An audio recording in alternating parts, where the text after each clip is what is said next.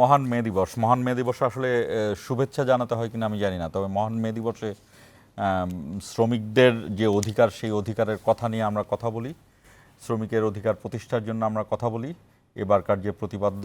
এবারকার প্রতিপাদ্যটি হলো শ্রমিক মালিক এক হয়ে গড়ব এদেশ নতুন করে। এই নতুন শব্দটা নিয়ে কথা বলতে চাই। যে নতুন বাংলাদেশে নতুনটা কি আসলে? মানুষের খুব সাধারণ চিন্তা যে কি এমন নতুন হলো। সেই নতুন বাংলাদেশের জুলাই গণ অভ্যুত্থান হয়েছে, ছাত্র জনতার অভ্যুত্থান ঘটেছে, নতুন হয়েছে, কিন্তু তারপরও শ্রমিকের অধিকার কতটুকু? ওভারনাইট কিছুই পরিবর্তন হয়নি অবশ্য, কিন্তু একটি বিষয় আমি বলতে পারি যে জুলাই গণ অভ্যুত্থানের যে আন্দোলন, সেই আন্দোলন সব কিছু ছাপিয়ে একটি শব্দ ছিল, সেটি হলো বৈষম্য বিরোধী ছাত্র জনতা। অর্থাৎ প্রথম যে শব্দটি, সেটি হলো বৈষম্য। 53 বছর পরেও বৈষম্য বিরোধী ছাত্র আন্দোলন, বৈষম্য বিরোধী নাম নিয়েই একটি আন্দোলন সফল হলো। এবং এই বৈষম্যের কথাটাই হলো শ্রমিকের সিনোনিমস বলা যায় বা অ্যান্টোনিমস বলা যায়। অর্থাৎ যখনই শ্রমিক, তখনই বৈষম্যের কথাটি আসে।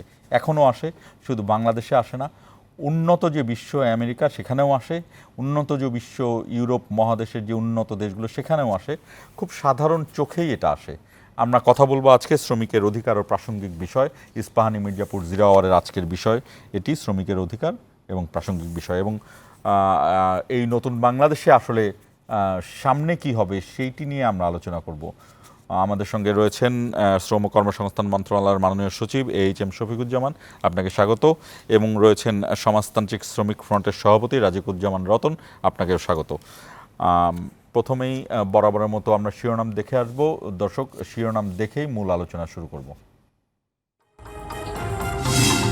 জন অধিকার প্রতিষ্ঠা হলে তাবেদারির প্রয়োজন হবে না, বললেন তারেক রহমান। মানবিক করিডোরের সিদ্ধান্ত নির্বাচিত সংসদের।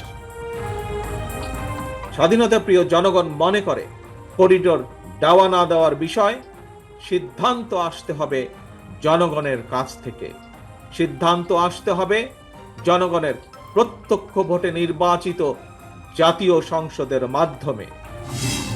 শান্তির দেশ গড়তে ইসলামী শাসন চায় জামায়াত। মানুষের ভাগ্য পরিবর্তনে কাজ করবে আম জনতা। আমাদের আগামী দিনের রাজনীতির বড় এজেন্ডা হবে আপনাদের পাশে দাঁড়ানো, আপনাদের অধিকার আদায় করা, আপনাদের পক্ষে আওয়াজ তোলা। নির্বাচনের সুষ্ঠু পরিবেশ নিশ্চিতে ইসির পুনর্গঠন চায় এনসিপি। প্রবাসীদের ভোটের প্রক্রিয়া বাস্তবায়নের দাবি। শ্রমিক ভালো না থাকলে নতুন বাংলাদেশ টেকসই হবে না, মে দিবসে প্রধান উপদেষ্টা। মেহনতি মানুষের অধিকার আদায়ে সরকার প্রতিশ্রুতিবদ্ধ।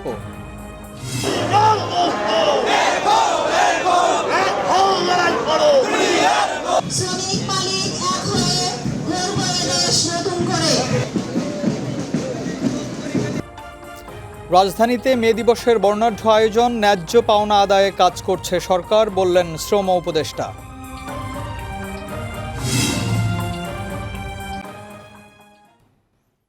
দর্শক, শুনছিলেন প্রধান শিরোনামগুলো। আমাদের আজকের অনুষ্ঠানও বৈশাখী টেলিভিশনের পর্দার পাশাপাশি ফেসবুক এবং ইউটিউব পেজেও সরাসরি সম্প্রচারিত হচ্ছে।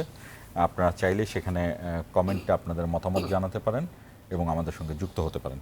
আমি শুরু করতে চাই মাননীয় সচিবকে দিয়ে। ঠিক যে কথাটি আমি শুরুতে বললাম যে নতুন বাংলাদেশে তো অনেক কিছুই নতুন চায়।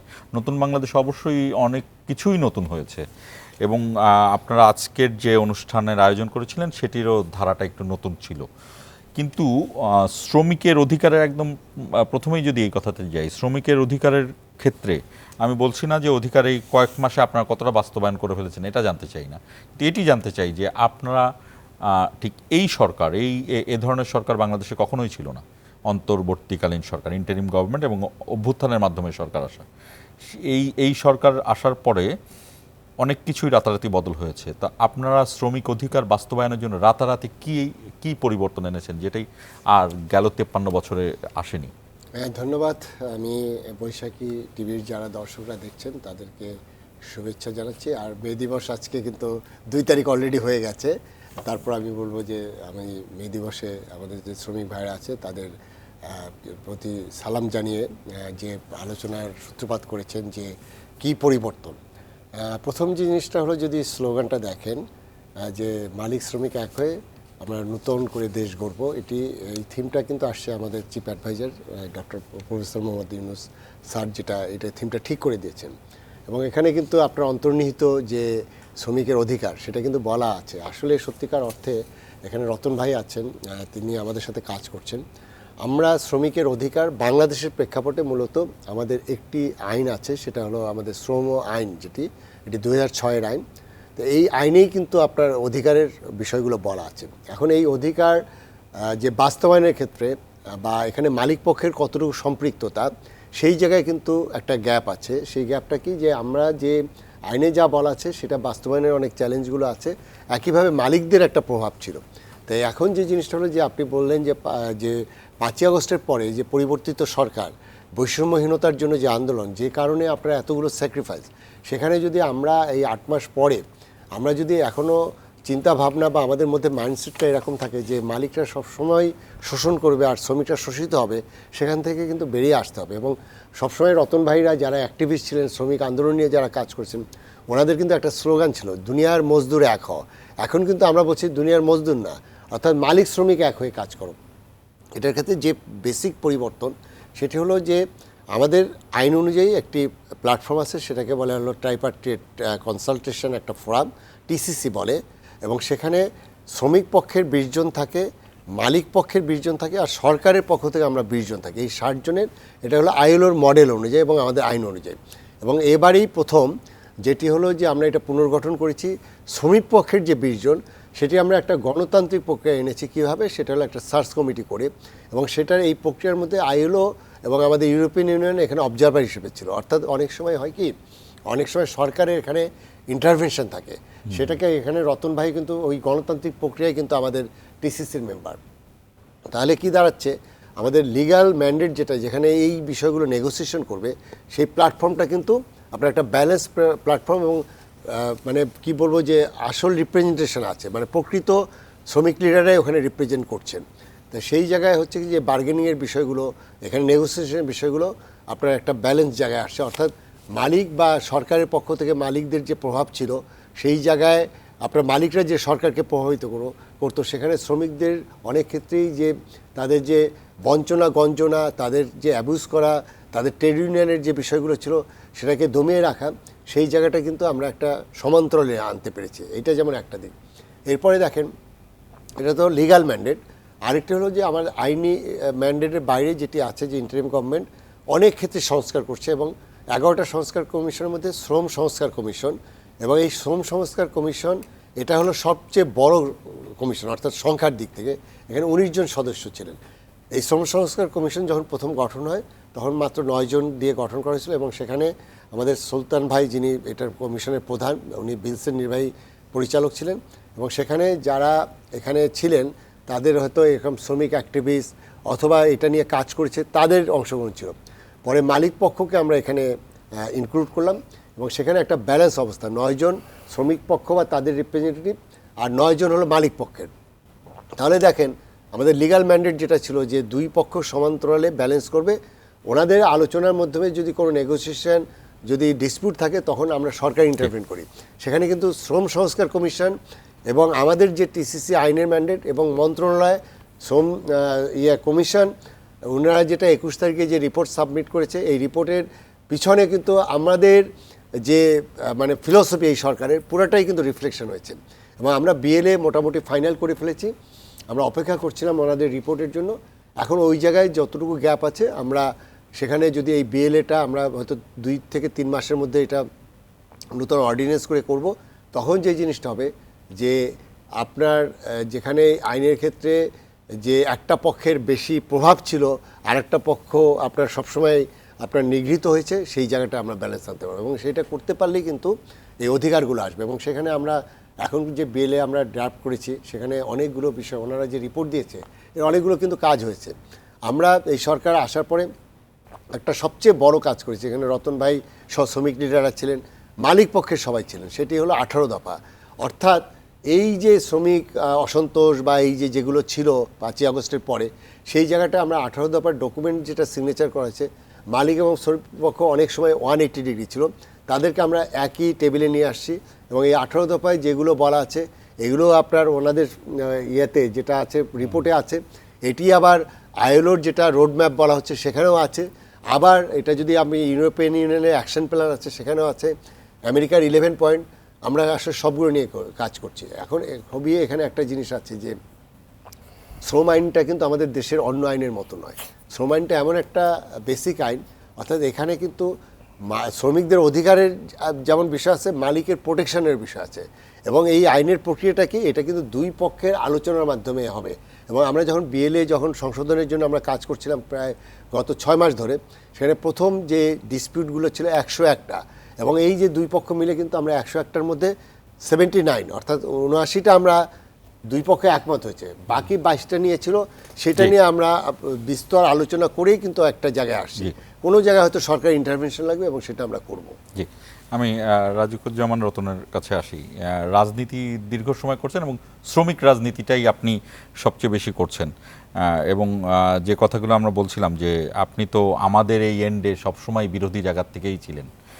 আমি যেটা জানতে চাই যে এরকমের সরকার নিশ্চয়ই বাংলাদেশের প্রেক্ষাপটে আসেনি, এটি রাজনৈতিক সরকার না, কিন্তু এটি এক ধরনের রাজনৈতিক পরিবর্তনের মাধ্যমেই এসেছে। যে গণ অভ্যুত্থান তো অবশ্যই রাজনৈতিক, 124 জন শ্রমিক মানে একদম যাদেরকে রেজিস্ট্রেশন করা যায় 124 জন, এর বাইরেও তো অবশ্যই শ্রমিকরা নিহত হয়েছে, তো 124 জনের জীবন উৎসর্গ হয়েছে। আমি জানতে চাই যে ঠিক এই সরকার যেভাবে যেটি বললেন, সচিব মহোদয় বললেন, সেই জায়গা থেকে আপনার অভিজ্ঞতা কি, এই সরকারের সাথে কাজ করার অভিজ্ঞতাটাই জানতে চাই। নিশ্চয়ই এটার মধ্যেই অন্য সব কিছু বেরিয়ে আসবে যে আসলে এই সরকার কতটা প্রফেশনাল হতে পারে, কতটা সিদ্ধান্ত বাস্তবায়নে প্রতিশ্রুতিবদ্ধ সেটি হতে পারে। এবং আরেকটি বিষয়, যুক্তরাষ্ট্রের পক্ষ থেকে যে লেবার যে চাপগুলো ছিল, ট্রেড ইউনিয়ন, লেবার লয়, আরও বেশি সংস্কার, সেই জায়গাতে কতটা এগোতে পেরেছেন? জি, ধন্যবাদ। প্রথমত আপনি ঠিকই বলেছেন যে আমাদের স্বাধীনতার পর এই প্রথম একটা শ্রম সংস্কার কমিশন হয়েছে। এর আগে 1992 সালে মজুরি কমিশন হয়েছিল, কিন্তু শ্রম সংস্কার শুধু মজুরি নিয়ে নয়, শ্রম সংস্কার শুধু আইন নিয়ে নয়, শ্রম সংস্কার হচ্ছে শ্রম খাতের যত বিষয় আছে সব বিষয়গুলোকে অ্যাড্রেস করার। যে কারণে এই কমিশনটা গঠন হওয়ার সময় যখন শ্রম কমিশনের প্রধান হিসাবে সুলতান উদ্দিন আহমেদকে নির্বাচিত করা হলো, মনোনয়ন দিলেন সরকার পক্ষ থেকে, তখন সচিব সাহেব একটু ডেকেছিলেন সুলতান ভাইয়ের সঙ্গে আমাকেও। তখন কিন্তু আমরা তাদের সঙ্গে একটা কথা বলেছিলাম যে এই কমিশনের নেচারটা কি হবে, এটার ইন্ডিপেন্ডেন্ট নেচারের কমিশন হবে। এবং আপনারা হয়তো অনেকে জানেন যে এই কমিশনের পক্ষ থেকে আমরা বলেছিলাম সরকার যে কমিশন মেম্বারদের জন্য একটা সম্মানী ভাতার ব্যবস্থা করেছিল, আমরা ট্রেড ইউনিয়নের পক্ষ থেকে কিন্তু আমরা অনেকে বলেছিলাম যে এই ভাতাটা আমরা নেব না, এই কারণে নেব না যে এটা আমরা ডিউটি হিসেবে পালন করতে চাই। হ্যাঁ, তারপরে হলো আমরা যেটা বলেছি শুধুমাত্র আমাদের বিভিন্ন স্টেক হোল্ডারদের সঙ্গে যে আমরা মিটিংগুলো করব, সেই ক্ষেত্রে গভর্নমেন্টের যেটুকু লজিস্টিক সাপোর্ট সেটা আমরা নেব। এবং সে কারণে আমরা দুটো কাজ করেছি। একটা হচ্ছে সচিব সাহেব প্রথমে বললেন যে আপনারা যদি মন্ত্রণালয়ে অফিস করতে চান করবেন, তা আমরা বললাম যে মন্ত্রণালয়ে করলে কিন্তু সবার জন্য এটা ইজি অ্যাক্সেস হবে না। তারপর বললাম আপনারা যদি অফিস ভাড়া নেন, অনেক, আমি কম্পেয়ার করছি না, কিন্তু অনেক কমিশন তারা অফিস ভাড়া নিয়েছে, অফিস ভাড়া মাসে হয়তো 3 লাখ 4 লাখ টাকা অফিস ভাড়া পড়ে যায়। আমরা তখন বললাম না, অফিস ভাড়াও দেবো না, আমরা শ্রম ভবনের একটা জায়গায় আমাদের একটা স্পেস করে দেন যে আমরা এখানে বসবো, যাতে শ্রমিক আসতে পারে, এখানে মালিক পক্ষ আসতে পারে, এখানে সাধারণ মানুষ আসতে পারে, এবং শ্রম সংক্রান্ত যারা মানে যে ধরনের মতামত দিতে পারে সবাই যেন আসতে পারে। এক্ষেত্রে আমরা একটা জিনিস বলতে পারি যে শ্রম কমিশন এক্ষেত্রে সম্পূর্ণ ইন্ডিপেন্ডেন্টলি কাজ করেছে। শ্রম মন্ত্রণালয় তার লজিস্টিক সাপোর্ট দিয়েছে এবং এখানে কোনো ধরনের ইন্টারভেনশন বাইরে থেকে ছিল না। ফলে আমরা মনে করবো একটা, এটা কি আমরা ধরে নেব যে রাজিকুজ্জামান রতন বলছেন? আমি এই ধরনের কথা কিন্তু আপনার কাছে আগে শুনিনি। আমি গুরুত্ব দিয়েই বলছি। পরিবর্তনের আগে শুনিনি, হ্যাঁ, পরিবর্তনের আগে কখনোই শুনিনি। আমি ধরেন 20 বছর যাবত আপনার এই কথা শুনে আসছি। সেটাই, জি, একটা ফ্যাক্টকে প্রথমে আমাদের অ্যাকসেপ্ট করতে হবে, তারপর আমি অ্যানালিসিসে যাব। ফ্যাক্ট হচ্ছে এই যে আমরা ইন্ডিপেন্ডেন্টলি কাজ করেছি, এবং ইন্ডিপেন্ডেন্টলি কাজ করতে গিয়ে আমাদের যেটা বললেন যে 19 জন মেম্বার, তার মধ্যে মালিক পক্ষ আছেন, তো শ্রমিক পক্ষ ও মালিক পক্ষ সব প্রশ্নে কি একমত হবে? না, সাধারণত হবে না। কিন্তু আমরা একটা চেষ্টা করেছি যে যে জায়গাগুলো আমাদের দ্বিমত আছে সেটা আমরা রেখে দিই, কিন্তু যে জায়গাগুলোতে আমরা একমত হতে পারি আসুন না সেগুলো নিয়ে কাজ করি। যেহেতু এটা একটা আমরা বলেছিলাম 3টা বৈশিষ্ট্য থাকতে হবে। প্রথম বৈশিষ্ট্য এটা হলো guiding principle to the government, যে শ্রম সংস্কার কমিশনের একটা সুপারিশ আছে। এটা বাইন্ডিং ম্যাটেরিয়ালস হবে ফর দ্য এমপ্লয়ার্স, মানে তারা যেন তাদের এই বিষয়গুলো মেনে চলেন। আর bargaining tools for the workers, শ্রমিকরা বলবে শ্রম কমিশনের রিপোর্টে এটা বলা আছে, আমাদের এটা দিচ্ছেন না কেন। ফলে এটা 3টা বৈশিষ্ট্য সে ধারণ করবে। আর সবচেয়ে বড় কথা, আমরা কখনোই বলবো না সমাজ এগিয়ে যাচ্ছে, সমাজ পরিবর্তিত হচ্ছে, চাহিদাগুলো পাল্টে যাচ্ছে, শ্রম কমিশনের সুপারিশে যা বলা হচ্ছে এটাই চূড়ান্ত, এরপরে আর কিছু হবে না, তা না। এর ফ্লেক্সিবিলিটিও থাকবে, এর ভবিষ্যৎ আরও নতুন নতুন ক্ষেত্র আসলে, নতুন নতুন বিষয় আসলে, নতুন নতুন সম্ভাবনা এবং সংকট সবই আসবে। কিন্তু এই মুহূর্তের বাস্তবতায় আমাদের অবজারভেশনে যা, সেখান থেকে আমরা যেটা করেছি, সর্বোচ্চ সংখ্যক আমরা মতামত নিয়েছি এবং 460 পৃষ্ঠার একটা আমাদের সুপারিশ, সেটাকে আমরা আবার 53 পৃষ্ঠার একটা ছোট সামারি সংক্ষিপ্ত আকারে, এবং সেখান থেকেও আবার 25টা বিষয়কে সুনির্দিষ্ট করেছি, যে 25টা বিষয়ে আমরা কাজ করেছি। ফলে এটা আমরা পূর্ণাঙ্গ বলবো না, কিন্তু আমাদের সামর্থ্যের মধ্যে যতখানি অ্যাকোমোডেট করা যায় সেটা আমরা এখানে করেছি। সেটা প্রথম প্রশ্নের আমি এটা যদি বলি, যে প্রথম প্রশ্নের উত্তরটা যদি বলি, যে স্বাধীনতার পরে পরিবর্তিত পরিস্থিতিতে যে কমিশনটা হয়েছে, খেয়াল করে দেখবেন আমাদের স্বাধীনতা যুদ্ধের 3টা যদি মূল মন্ত্র বলি, সাম্য, সামাজিক ন্যায় বিচার, সামাজিক সুবিচার এবং মানবিক মর্যাদা, মানবিক মর্যাদা। আর এবারে আমাদের অভ্যুত্থানের ক্ষেত্রে ছিল যে বৈষম্য বিরোধী আন্দোলন। বৈষম্যের বেদনা তো শ্রমিকদের জীবনে সবচেয়ে বেশি, ফলে ওই বেদনাটাকে আমরা ধারণ করতে চেয়েছি, বেদনা দূর করার পথটা অনুসন্ধান করতে চেয়েছি। এবং এই পথ অনুসন্ধান করতে গেলে আন্দোলন এবং আলোচনা দুটোকে আমাদের বিবেচনায় রাখতে হবে। এবং তার সঙ্গে আমরা যেটা দেখেছি, যে দেখুন আন্দোলনটা শুরু হয়েছিল রাজনৈতিক, তারপরে এখানে যুক্ত হলো কোটা সংস্কার, সর্বশেষে এখানে যুক্ত হয়ে গেল শ্রমিকরা। 125-26 জনের যে এনলিস্টেড শ্রমিক পাওয়া গেছে, কিন্তু আমাদের অপ্রাতিষ্ঠানিক খাতে শ্রমিকদের একটা বিপুল অংশ এখানে জীবন দিয়েছেন, যে কারণে আপনি খেয়াল করে দেখবেন একটা হিসাবে কখনো পাওয়া যায় 838 জন, ইউএনডিপি তারা বলেছে, কিংবা জাতিসংঘের পক্ষ থেকে বলেছে 1500 জন, এবং আমরা বলছি প্রায় 2000 জন মৃত্যুবরণ করেছে। এর একটা বড় কারণ কি, অনেক কিন্তু অচিহ্নিত লাশ ছিল, অনেক লাশের দাবিদার কেউ ছিল না। যে মানে ইনফর্মাল ওয়ার্কার, যে রাস্তায় ভ্যানে করে জিনিস বিক্রি করে, সে মারা যাওয়ার পর তার লাশ তো নিতে কেউ আসে নাই। ফলে এরকম অনেকেই, আমরা ঢাকা মেডিকেল মর্গে যখন গিয়েছিলাম তখন তারা বলেছিল প্রায় 78 জনের মতো এরকম একটা লাশ আছে, যেটা এখনো পর্যন্ত কেউ দাবিদার আসেনি। কুয়েত মৈত্রী হাসপাতালে এমন আছে উত্তরায়। ফলে আমরা দেখেছি প্রায় 400 জনের মতো শ্রমজীবী মানুষ এখানে মৃত্যুবরণ করেছে। তার মানে এই আন্দোলনের শ্রমিকের রক্ত আছে, এই আন্দোলনের শ্রমিকের আকাঙ্ক্ষা আছে।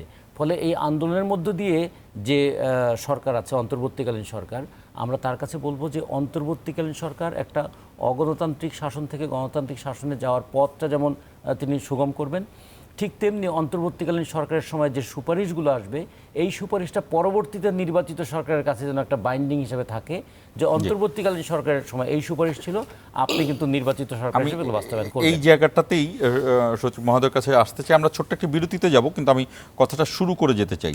সেটি হলো যে এই যে এখন এক ধরনের রাজনৈতিক আলোচনা হচ্ছে, আমি রাজনৈতিক কোনো বক্তব্য চাই না আপনার কাছ থেকে, আপনার জায়গা থেকে আপনি বলবেন।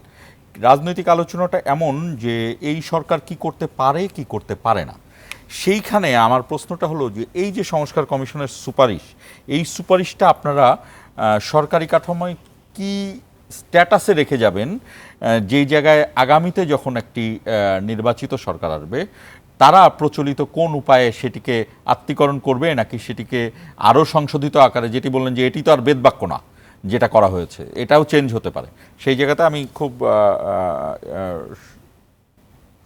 যতটুকু সংক্ষেপে পারা যায় আমি একটু জানতে চাই।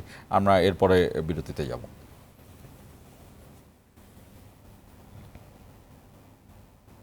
জি ও আচ্ছা, জি, আপনারা যেটা বললেন যে রাজনৈতিক সরকারের যে ম্যান্ডেট কতটুকু আছে, বা ওনাদের যেটা অন্তর্বর্তীকালীন সরকারের ম্যান্ডেট আছে, আমি অন্য কমিশনের কথা বলবো না, যেহেতু আমি শ্রম সংস্কার কমিশন এবং মন্ত্রণালয় আমরা যেহেতু এটার স্টেক, সেই জন্য আমি শুধু এটার বলবো।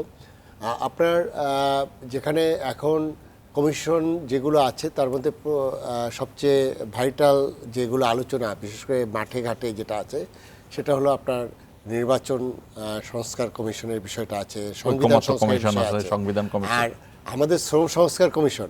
এটি কিন্তু যে রাজনৈতিক দলই আসুক বা যাদের, এটা কিন্তু তাদের জন্য কিন্তু আপনার আরও কাজটা সহজ। এটা এমন নয় যে আপনাকে কাজটি এগিয়ে দিলেন আপনারা। এগিয়ে দিলেন। এবং আমি শ্রম সংস্কার কমিশনের একজন মেম্বার সহ আমি ওনাদের যিনি চেয়ারম্যান সুলতান ভাইকে ধন্যবাদ জানাচ্ছি। ওনারা যে কাজটা করেছে সেটা হলো আমাদের মন্ত্রণালয় বা আমাদের শ্রম উপদেষ্টা স্যারও এটা এন্ডোর্স করেন এবং আমিও এন্ডোর্স করি যে আমাদের কাজটা ওনারা অনেক সহজ করে দিয়েছে। অর্থাৎ অনেক সময় আমরা যখন একটা জিনিস একটা ব্যালেন্স জায়গায় যে বৈষম্যহীনতাটাকে কমিয়ে আনার জন্য চেষ্টা করতাম, তখন কিন্তু আমাদের যেটা চ্যালেঞ্জ ছিল যে অনেক সময় একটা পক্ষ থেকে হয়তো একটা বাধা বা একটা অবস্ট্রাগল তৈরি করা হতো। এখন এইখানে যেটা আমাদের অ্যাডেড অ্যাডভান্টেজ সেটা হলো যে এই কমিশনের রিপোর্টটা আসছে কিন্তু একটা ব্যালেন্স অবস্থায়, এবং সেখানে আমরা যে কাজটা করব ওনারা কিন্তু একই কথা বলছেন, এবং তখন ওনাদের এই ডকুমেন্টটা আমাদের জন্য আরেকটা স্টেপ এটা বাস্তবায়ন করার জন্য সহজতর হয়েছে।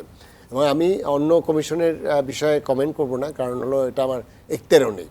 কিন্তু একটা জিনিস আমি বলি, আমরা কিন্তু ইতিমধ্যে এটি যেমন একটা আছে, যেমন এই সবগুলো রিপোর্ট নিয়ে ঐক্যমত্য কমিশন তারা এটা অ্যানালাইসিস করছে, আমাদের ক্যাবিনেট ডিভিশন থেকে অ্যানালাইসিস করছে, কিন্তু আমরা কিন্তু ওনাদের রিপোর্টটা পাওয়ার পরে আমরা অলরেডি কাজ শুরু করে দিয়েছি।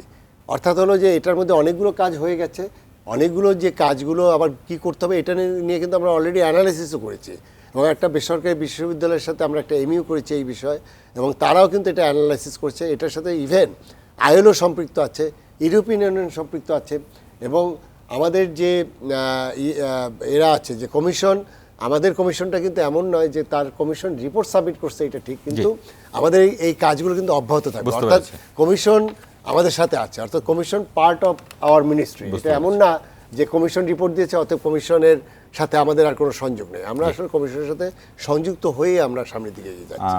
ছোট্ট একটি বিরতি নিব আমরা। দর্শক, Ispahani Mirzapur zero hour Facebook এবং ইউটিউব পেজেও সরাসরি সম্প্রচারিত হচ্ছে। আপনারা সেখানে এই শ্রম অধিকার নিয়ে আমরা কথা বলছি, সেই শ্রম অধিকারের কথা বলতে পারেন। আমাদের সঙ্গে শ্রম ও কর্মসংস্থান মন্ত্রণালয়ের মাননীয় সচিব মহোদয় রয়েছেন, তাকে আপনারা প্রশ্ন করতে পারেন। আমাদের সঙ্গে রাজিকুজ্জামান রতন, যিনি সংস্কার কমিশনের সদস্য, তিনি রয়েছেন, তাকেও আপনারা প্রশ্ন করতে পারেন। আমরা ছোট্ট একটি বিরতি নিচ্ছি, বিরতি থেকে ফিরে আবারও আলোচনায় শুরু করব।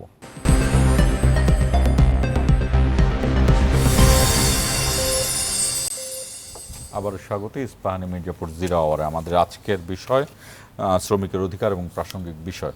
আমাদের সঙ্গে রয়েছেন শ্রম ও কর্মসংস্থান মন্ত্রণালয়ের সচিব মহোদয় এইচ.এম. শফিউজ্জামান এবং সমাজতান্ত্রিক শ্রমিক ফ্রন্টের সভাপতি রাজিকুজ্জামান রতন। আমরা যে কথাগুলো বলছিলাম, আমরা একটু রাজিকুজ্জামান রতনের কাছে আসতে চাই। সেটি হলো যে আমরা আলোচনা করছিলাম যে ফর্মাল এবং ইনফর্মাল শ্রমিকদের বিষয়ে, এবং আপনি 5টি বিষয় বললেন যে একটা ইউনিক কার্ড করা দরকার, তাহলে আমরা অন্তত নির্ণয় করতে পারবো যে ইনি একজন শ্রমিক। শ্রম আইনটিকে আর গণতান্ত্রিক করা, এবং জাতীয় মজুরি যেটি, সেটি হলো নিম্নতম মজুরির একটা ব্যাপার। এই যে নিম্নতম মজুরি, এই জিনিসটাও তো আমরা অনেক দিন ধরেই শুনি যে মজুরি কমিশন মজুরি বাড়াচ্ছে। গেল সরকারের আমলে বারবার শুনলাম যে বারবার মজুরি বাড়ানো হয়েছে, যদিও সেটি ছিল মনে হয় পোশাক শিল্পের। এখন পোশাক শিল্পের মজুরি বাড়ে, তাহলে আর কোনো শ্রমিক কি বাংলাদেশে আছে কিনা? এক। 2 নাম্বার হলো যে এই যে কথাগুলো আপনার সাথে বললাম, যে লোকটি ঠেলাগাড়ি চালায়, যে লোকটি শুধুমাত্র লেবু আর কাঁচামরিচ বিক্রি করে, যে লোকটি রিক্সা চালায়, এরা কি আদৌ শ্রমিক কিনা আমরা জানি না, যে এই শ্রমিকদেরকে আপনারা ধরেন কিনা। সেই জায়গাতে কোনো সরকার কি কোনো কাজ করেছে কিনা? আপনারা কি এই কমিশনে কোনো কিছু বলছেন এই বিষয়ে? আমরা এই কমিশনের প্রথম প্রতিবাদ্যটা ঠিক করেছিলাম যে সমস্ত শ্রমিকের একটা আইনি সুরক্ষা লাগবে। বাংলাদেশে লেবার ফোর্স সার্ভে অনুযায়ী এখন 7,40,00,000 শ্রমজীবী মানুষ, অর্থাৎ অর্ধেকের বেশি প্রায়, বা অর্ধেকটা। হ্যাঁ, শ্রমজীবী বললাম এই কারণে যে তারা আবার অনেকে সেলফ এমপ্লয়মেন্ট, তারা এই যে কলা বিক্রি করছে, যে লেবু বিক্রি করছে, এরাও এর মধ্যে কৃষি খাতে ধরুন 2,90,00,000 মতো আছে। আর সব মিলিয়ে আমরা 7,40,00,000 মধ্যে প্রায় 6.5 কোটি শ্রমিক তার হচ্ছে অপ্রাতিষ্ঠানিক খাতের শ্রমিক। প্রাতিষ্ঠানিক খাতের শ্রমিকদের একটা মাসিক মজুরি থাকে, তাদের একটা নিয়োগপত্র থাকে, তাদের কর্মক্ষেত্রে কিছু সুরক্ষা থাকে, কর্ম অবসানের পরে তাদের কিছুটা প্রাপ্য থাকে, তাদের কিছু কিছু শাস্তির বিধান থাকে, কিছু কিছু তাদের মানে পুরস্কারের জায়গা থাকে। কিন্তু অপ্রাতিষ্ঠানিক খাতের শ্রমিকদেরকে আমরা বাংলায় আর একটা নতুন শব্দ চালু করেছি, সেটা হচ্ছে কানামনা। কাজ নাই তো মজুরি নাই। মানে আজকে আমি কাজ করলাম, আমি জীবন চলবো, কালকে যদি কাজ করতে না পারি আমাকে ধার করতে হবে। সেটা রিক্সা চালক হোক, সেটা ঠেলাগাড়ি চালক হোক, কিংবা স্বনিয়োজিত কাজ করে, যেমন ধরুন হকার হোক, কিন্তু সে তো শ্রম দিচ্ছে। শ্রম দিয়ে তার নিজের জীবিকা নির্বাহ করে, সাথে সাথে রাষ্ট্রের কোষাগার পূর্ণ করে। একজন শ্রমিক যদি দিনে 500 টাকা রোজগার করে, এই 500 টাকা তো সে তার পকেটে রাখে না, এটা থেকে জিনিসপত্র কেনে। ফ্ল্যাট রেটে যদি সে ভ্যাট দেয়, 500 টাকায় প্রতি 75 টাকা সরকারকে ভ্যাট দেয়। তো এবং এর আরও অন্যান্য জিনিস, যদি সে চিনি কেনে তাহলে 1 কেজি চিনিতে সে 42 টাকা ট্যাক্স দেয়। তো এইরকম করে যে রাষ্ট্রের কোষাগারে সে কিন্তু অপ্রাতিষ্ঠানিক খাতে শ্রমিক দিচ্ছে, তাহলে এই শ্রমিক রাষ্ট্রের কাছ থেকে কী সুরক্ষা পাবে? আমরা বলেছিলাম যে প্রাতিষ্ঠানিক খাতে মাত্র 15% শ্রমিক, 85% শ্রমিক হচ্ছে অপ্রাতিষ্ঠানিক খাতে। অপ্রাতিষ্ঠানিক খাতের এই শ্রমিকদের জীবনের সুরক্ষাটা কেমন করে নিশ্চিত করা যাবে, সে কারণে বলছে প্রত্যেক শ্রমিকের একটা যদি ইউনিক রেজিস্ট্রেশন কার্ড থাকে, সে শ্রমিক হিসেবে বিবেচিত, তারপরে সে কোন ধরনের কাজ করে সেই পেশা অনুযায়ী তাকে যদি আবার পেশাভিত্তিক একটা কাঠামোর মধ্যে আনা যায়। আমাদের সরকারি হিসাবে অনুযায়ী, শ্রম দপ্তরের হিসাব অনুযায়ী আমাদের দেশে 105 ধরনের কাজ থেকে তারা ঠিক করেছেন। আর আমরা শ্রমিক ফ্রন্ট সহ শ্রমিক সংগঠনগুলো বলছি প্রায় 400 ধরনের বেশি কাজ আছে। এমনকি যে মানুষটা ময়লা সংগ্রহ করে সে বিক্রি করে, সেও তো একটা কাজ করে। তো এই 400 ধরনের কাজ আছে। এর মধ্যে মজুরি বোর্ড আছে 47টা ক্ষেত্রে। এই 47টা ক্ষেত্রে মজুরি বোর্ড তারা মজুরি নির্ধারণ করে প্রতি 5 বছর পর পর। এর মধ্যে প্রায় 29টা খাতের মজুরি বোর্ড কিন্তু দীর্ঘদিন ধরে করে মজুরি বোর্ড কাজই করছে না। গার্মেন্টসটা চোখে পড়ে এই কারণে, আমাদের রপ্তানি আয়ের প্রায় 82% আসে গার্মেন্টস থেকে। এর সঙ্গে বায়াররাও অনেক ক্ষেত্রে ইনভলভ, এবং এই ক্ষেত্রে শ্রমিকরা অনেকটা সংগঠিত। অনেক সময় ক্যাপ্টেন ইন্ডাস্ট্রি বলে, যেমন একসময় জুট পাট ছিল আমাদের ক্যাপ্টেন ইন্ডাস্ট্রি, পাটের আন্দোলনের মধ্য দিয়ে শ্রমিক আন্দোলনটা সামনে চলে আসতো। এখন গার্মেন্টস মুভমেন্টটাই হচ্ছে আমাদের শ্রমিক আন্দোলনের সামনে। আর ফ্যাক্টরিগুলো যেহেতু লোকালাইজড, আশুলিয়া, সাভার, গাজীপুর, নারায়ণগঞ্জ, চট্টগ্রাম, ফলে একত্রিত হয়ে তারা একটা মুভমেন্ট এবং একটা প্রেশার ক্রিয়েট করতে পারে বলে কখনো কখনো তাদের দাবিগুলো সামনে চলে আসে। এই জন্য গার্মেন্টসের ক্ষেত্রে তুলনামূলকভাবে মজুরি আন্দোলনটা একটু তীব্র, কিন্তু অন্যান্য ক্ষেত্রে কিন্তু মজুরি আন্দোলনটাও অনেক দুর্বল। অন্যান্য ক্ষেত্রে তো রেকগনাইজই নাই যে বাদাম বিক্রি করে সে একজন শ্রমিক। না, ওটা আমি ইনফর্মাল কথা বাদ দিলাম। ফর্মাল সেক্টরগুলো যদি বলি 15% যারা আছে তাদের, আর ইনফর্মাল যারা, তারা তো নিজেদেরকে শ্রমিক হিসেবে এখন সেই স্বীকৃতিটাই পায় নাই, কিন্তু সে কিন্তু শ্রম দিচ্ছে বলে শ্রম দিয়ে খাই, শ্রমিকের খাতায় নাম নাই, সে কিন্তু প্রতিদিন শ্রম দিয়েই খাচ্ছে। তো এই জায়গায় আমরা আমাদের কমিশনের প্রথম কথা বলেছি, তাদের আইনি একটা কাঠামোর মধ্যে আনতে হবে। তারপরে যেটা করতে হবে, একটা জাতীয় ভিত্তিক সর্বনিম্ন মজুরি কাঠামো নির্ধারণ করতে হবে।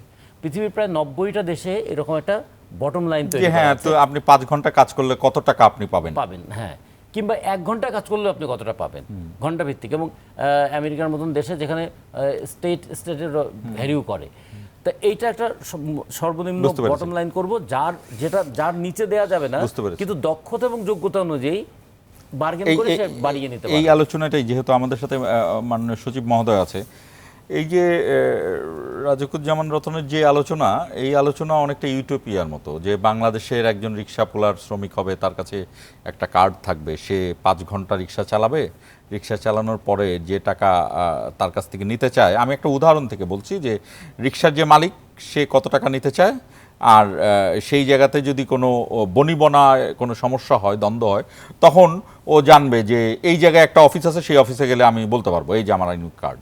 এই যে একটা বিষয়, এইটা বাংলাদেশে আসলে করা সম্ভব কিনা, আপনারা রেকগনাইজ করেন কিনা, বা কোনো ধরনের বাস্তবায়নের চিন্তা আছে কিনা ভবিষ্যতে? প্রথমে রতন ভাইয়ের একটা কথা দিয়ে একটু বলি, যে উনি বলেছেন যে আরএমজি সেক্টর এখন থার্ড সেক্টর এবং সেটা কনসেন্ট্রেটেড, অতএব সেখানে তারা একত্রিত হয়ে দাবি দেওয়া দিতে পারে। এখন দাবি দেওয়ার কিন্তু একটা ফর্ম আছে, আপনি মানে প্রসেশন আর আপনার এটা তো একটা নিয়ম আছে, এবং সেখানে আপনার মানে এটির প্রতিকারেরও ব্যবস্থা আছে। কিন্তু দাবি দেওয়া মানে না যে আপনি ঢাকা টাঙ্গাইল রাস্তা বা ময়মনসিংহের রাস্তা বা চট্টগ্রামের রাস্তা আপনি 5 দিন ধরে বন্ধ করে রাখবেন, কারণ একটা মানুষেরও তো অধিকার আছে, সে ফ্রি মুভ করবে। তাহলে কি হচ্ছে যে এইখানে যে এই আন্দোলন, সেই আন্দোলনটা কিন্তু এখানে যারা এটার পিছনে আছে তারা কিন্তু দেশের অর্থনীতিকে কলাপস করে দেওয়ারও কিন্তু আছে। এটা কিন্তু যে শ্রমিকদের দাবি আদায়ের থেকেও কিন্তু এখানে আরও অনেক প্লেয়ার আছে। এটা গেল রতন ভাইয়ের এই কথার সাথে আমি একটু শ্রমিক আদায় মানে আপনি মুভমেন্ট করে আপনি দাবি আদায়ের জিনিসটা অনেক সুন্দর, কিন্তু এটার আড়ালে অনেক কিছু আছে এবং তারা অন্যকে ডিস্টার্ব করতে পারে না। তো আপনি রাস্তা বন্ধ করে দিবেন, যে ফ্যাক্টরিতে ভালোভাবে চলছে সেটা আগুন দিবেন, সেটা তো শ্রমিক আন্দোলন হতে পারে না। আচ্ছা, আরেকটা জিনিস, যে জিনিসটা আপনি বললেন যে আমাদের ফর্মাল সেক্টর, যেটা রতন ভাই বললেন যে আমাদের 15% শ্রমিক মাত্র ফর্মাল সেক্টরে আওতায়, আর ম্যাক্সিমাম হলো 85%। এখন ধরেন একজন কৃষি শ্রমিক, সেই কৃষি শ্রমটা কীভাবে হয় সেটা হলো যে আপনার আমাদের দেশে তো বড় লার্জ স্কেলে ফার্মিং নেই, তারপর আমরা বলেছি শ্রমিকের সংজ্ঞায় যদি 5-এর অধিক যদি কোনো জায়গায় কর্মচারী থাকে বা শ্রমিক থাকে, তখন তাকে আপনার ওই ট্রেড ইউনিয়ন বা এই বার্গেনিং বা তাকে রেজিস্ট্রেশনের একটা আওতায় আনা যায়। কিন্তু দেখেন আমাদের যে ছোট ছোট ল্যান্ড, সেখানে পারিবারিক কৃষি আছে বা তার জমি যেটুকু আছে সে কিছু বর্গা নিয়ে চাষ করে, সেখানে কারা শ্রম দেয়? সেখানে হলো তার পরিবারের, হয়তো ওইখানে ওই ঘরের মহিলা উনিও হয়তো শ্রম দিচ্ছে, অথবা বাচ্চাটা শ্রম দিচ্ছে, যেটা শিশু শ্রম। কিন্তু এই কারণে আপনার এখানে শিশু শ্রমের মধ্যেও পড়ছে। ওখানে মালিক শ্রমিক আলাদা করাটাই খুব জটিল। এখন হু ইজ এমপ্লয়ার? মনে করেন উনি তো নিজেই এমপ্লয়ার, আবার উনি নিজে শ্রম দিচ্ছে, তাহলে আপনি বার্গেনিং করবেন কার সাথে? আপনি দাবিটা কার কাছে জানাবেন? রিক্সা পুলারের কথা বললেন, রিক্সা পুলার অনেক রিক্সা আছে, সে নিজেই আপনার নিজেই রিক্সার মালিক। এখন আপনি বার্গেনিং কি নিজের সাথে করবেন? তো এরকম অনেক ইস্যু আছে। এখন যে জিনিসটা হলো যে হ্যাঁ, শ্রমিকের যেটা আছে সংজ্ঞার ক্ষেত্রে, আমরা এখন একটা বড় সেক্টর আছে আমাদের হোম বেসড ওয়ার্কার, আমাদের গৃহকর্মীরা আছে, তাদেরকে কিন্তু আমরা এখনও কিন্তু ফর্মাল সেক্টরে আনতে পারিনি। এবং আমাদের যেটা আছে ইটভাটা, নির্মাণ শ্রমিক, যেটা বিশাল একটা অংশ। এখন এই জায়গায় যে সবচেয়ে বড় চ্যালেঞ্জটা হলো যে আমরা এদেরকে ফর্মাল সেক্টরে আনতে গেলেই, আনার পরে যেটা হবে যে তাদের কালেকটিভ বার্গেনিংয়ের একটা জায়গা তৈরি হবে এবং তারা ট্রেড ইউনিয়ন করতে পারবে। সেখানে তাদের যে সংগঠিত করার ক্ষেত্রে যে প্ল্যাটফর্মটা, সেই প্ল্যাটফর্মটা তো নেই। ওদের কিছু অ্যাসোসিয়েশন আছে, যেমন কি বলে রিক্সা শ্রমিক অ্যাসোসিয়েশন, ইউনিয়ন আছে বা আছে। তো এই জায়গাগুলোতে আমাদের অনেকগুলো কাজ করা আছে, যে আমরা যদি এইগুলোকে ফর্মাল সেক্টরে নিয়ে আসতে পারি, তখন ন্যাচারালি আমাদের শ্রম আইনটা তখন বাস্তবায়ন করা যাচ্ছে। আমাদের আসলে ইনফর্মাল সেক্টরে করা যাচ্ছে না, বাট তাদের কিন্তু প্রোটেকশন আমরা কিছুটা দিচ্ছি, খুব সামান্য। সেটা হলো আমাদের একটা ফাউন্ডেশন আছে, সেখানে আমাদের যে মালিকদের পক্ষ থেকে একটা অংশ তাদের লভ্যাংশ থেকে আমাদের ওখানে জমা হয়। সেই ফান্ড থেকে, শ্রমিক কল্যাণ ফান্ড আছে, সেই ফান্ড থেকে আমরা 4টা সেক্টরে দেই, 4টা বিষয়ে দেই। একটা হলো যে মৃত্যুজনিত কারণে, একটা দেই হলো মাতৃত্বকালীন, আরেকটি হলো তো আপনার অ্যাক্সিডেন্টের জন্য চিকিৎসার জন্য, আরেকটা হলো আপনার তাদের বাচ্চাদের লেখাপড়ার জন্য। এবং আজকেও কিন্তু আমরা চিফ অ্যাডভাইজার স্যারের হাতে আমরা টোকেন 10 জনকে দিয়েছি। এটা কিন্তু রতন ভাইও এই প্রক্রিয়ার সাথে আছে। সেখান থেকে আমরা ইনফর্মাল সেক্টরেও কিছুটা সাপোর্ট দিই। কিন্তু প্রবলেমটা হচ্ছে কি, ইনফর্মাল সেক্টর তো একজন রিক্সাওয়ালা অথবা একজন গ্রামের কৃষক, উনি তো এই জায়গায় অ্যাক্সেসটা নেয়। এই কারণেই হলো ওই যে তারা যদি ফর্মাল সেক্টরে আসে, তারা যদি ট্রেড ইউনিয়ন করতে পারে, তারা যদি কালেকটিভ বার্গেনিং করতে পারে, তখন কিন্তু তারা ওই লিঙ্কটা পাবে এখনকার যে ফর্মাল সেক্টরের মতো। এই জায়গায় এই চ্যালেঞ্জটা রয়েছে। আমি ছোট্ট একটি বিরতি যাব, তবে বিরতিতে যাবার আগে রাজীবুজ্জামান রতনের কাছে প্রশ্ন রেখে দিতে পারি যে সমস্যার কথাটি বললেন, যে কেন এদেরকে ফর্মাল ওয়েতে আনা যাচ্ছে না, সেই জায়গাটি নিশ্চয়ই আপনার চিন্তায় আছে। দর্শক, ছোট্ট আরেকটি বিরতি নিচ্ছি, বিরতি থেকে ফিরে আবারও আলোচনায় যাব, আপনারা আমাদের সঙ্গেই থাকুন।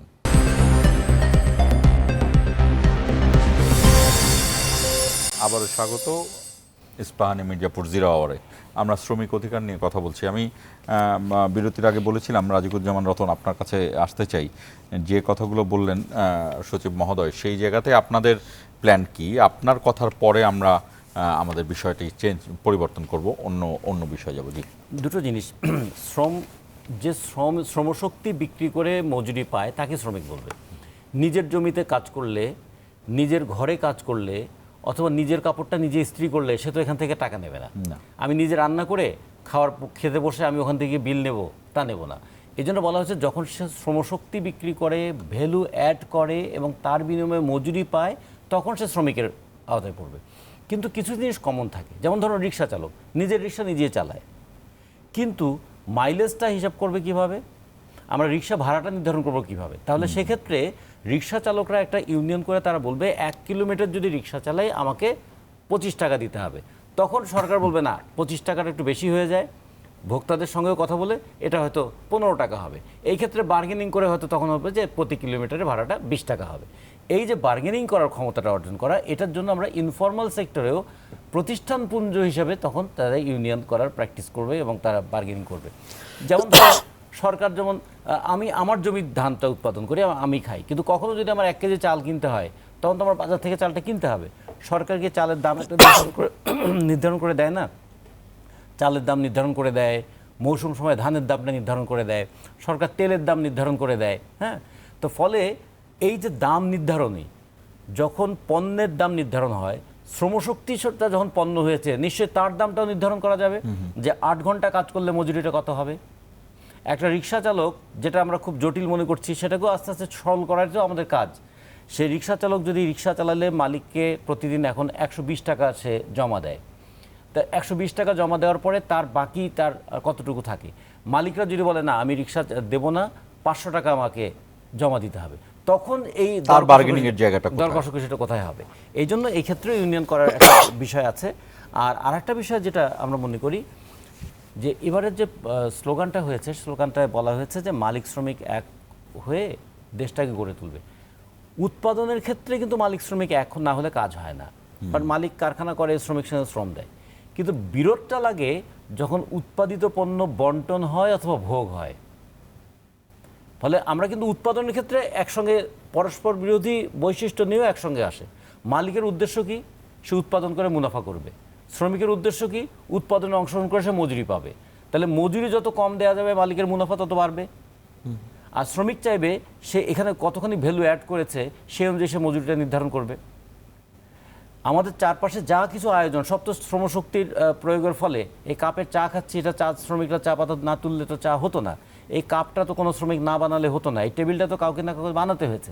ফলে আমাদের যত ধরনের পণ্য ব্যবহার করি সব তো শ্রমের ফল, পুঞ্জীভূত শ্রমের ফল।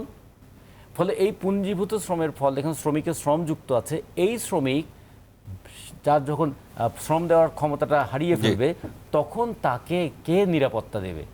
তাহলে আমি তো তার পুঞ্জীভূত শ্রমের ফসল ব্যবহার করছি, ফলে রাষ্ট্রকে তাহলে এই জায়গায় ইন্টারভেন করতে হবে এবং রেসপন্সিবিলিটি নিতে হবে। সেই জন্য ওল্ড এজ বেনিফিট বলি বা সামাজিক সুরক্ষা বলি, এটা নিয়েও শ্রমিকরা বার্গেন করবে।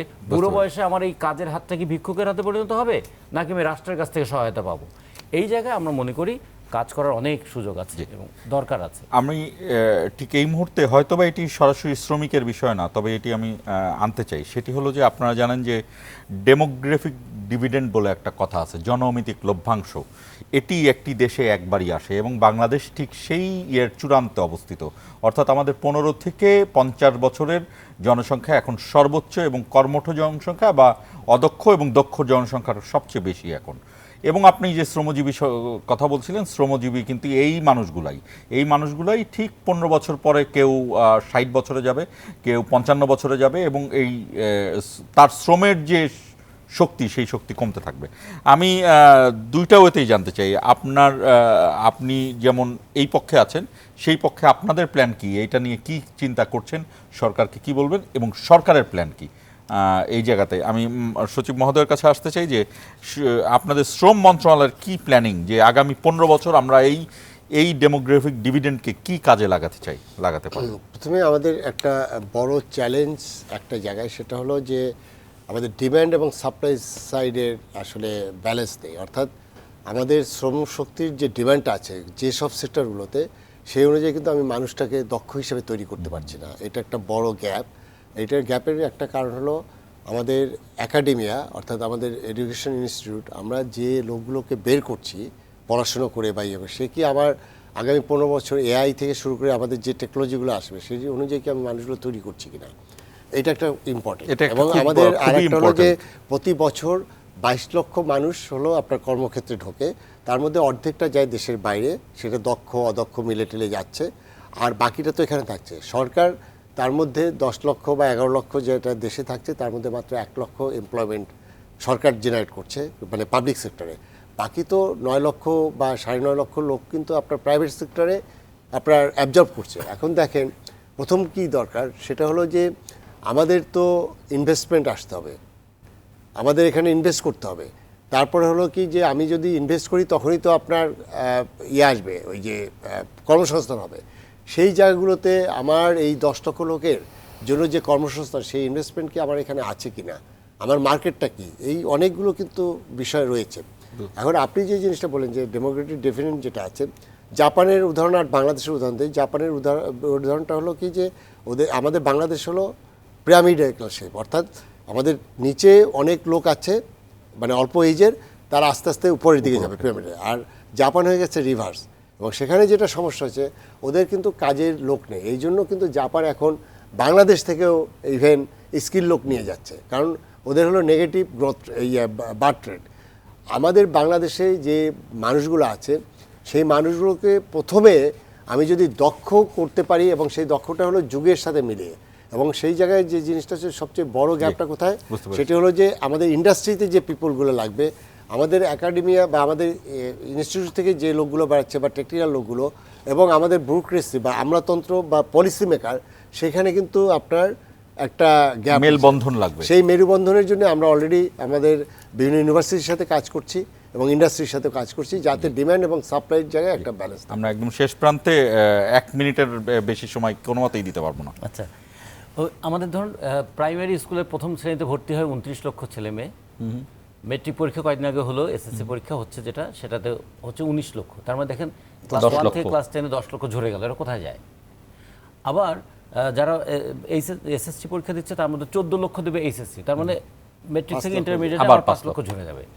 এরপরে উচ্চ শিক্ষা যাবে, যেটা জাতীয় বিশ্ববিদ্যালয় অধিভুক্ত কলেজ সহ সব মিলিয়ে সেটা 7 থেকে 8 লক্ষ, তার মানে এখানেও আবার 7-8 লক্ষ ঝরে যাচ্ছে।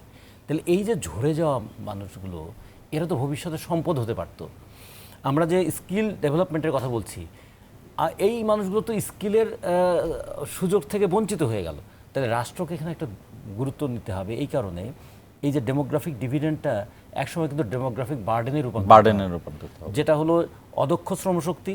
এখন তো নেপালের প্রবাসী শ্রমিকরা বাংলাদেশের প্রবাসী শ্রমিকদের চাইতে গড় আয় বেশি করে, শ্রীলঙ্কা আমাদের চেয়ে বেশি আয় করে। আমরা কেন, আমরা এত লোক পাঠাচ্ছি, 10 লক্ষের উপর মানুষ প্রতি বছর যাচ্ছে, আমরা যৌবন রপ্তানি করছি, নেপালের চেয়ে বেশি যাচ্ছে আমাদের। হ্যাঁ, অনেক বেশি। আমরা পৃথিবীর 9ম বৃহত্তম মানে শ্রমশক্তি সরবরাহকারী দেশ।